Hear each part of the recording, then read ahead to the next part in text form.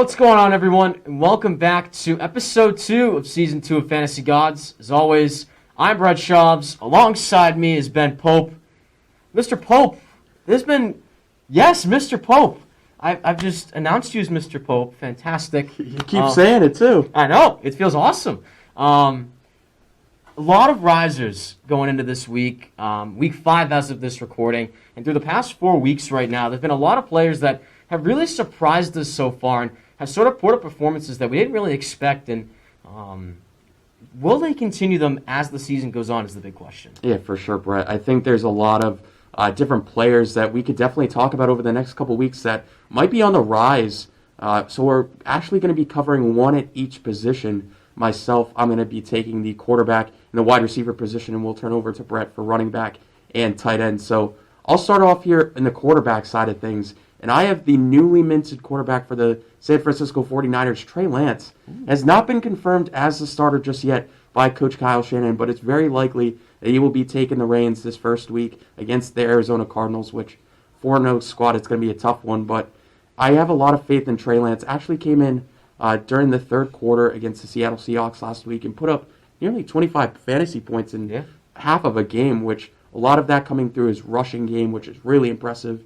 Kind of reminds us of Lamar Jackson, Jalen Hurts a little bit, and also had a really good game in the passing game. Had a big 75-yard touchdown to Deebo Samuel. So had 2 touchdowns in that contest.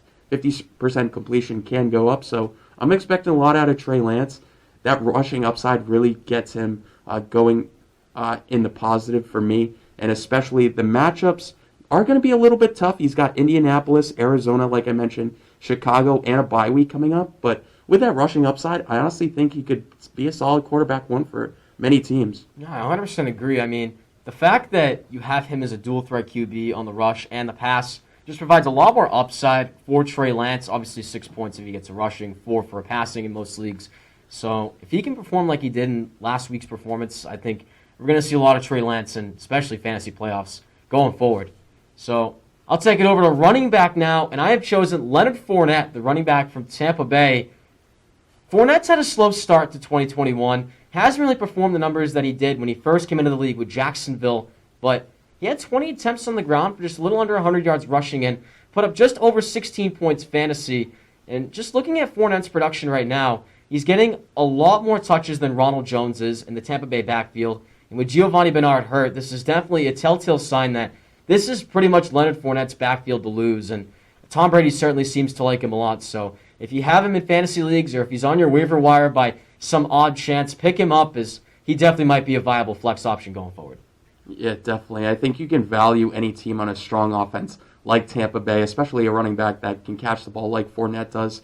He's a clear number one, like you mentioned, so that's a really good pick there. So I'll be turning over to the wide receiver position now. I'll go with the Chicago Bears' second-year wideout, Darnell Mooney, for my pick. So Justin Fields just got officially named the starter as of recording this by Coach Matt Nagy, and Darnell Mooney was the number 1 target last week in Justin Fields' first official start. Had 7 targets, 5 catches for 125 yards, and 2 touchdowns. So I have a lot of confidence that Darnell Mooney will be the go-to guy for Justin Fields in the upcoming weeks. They have a really strong schedule coming up in the next 3, including just some divisional matchups in there as well.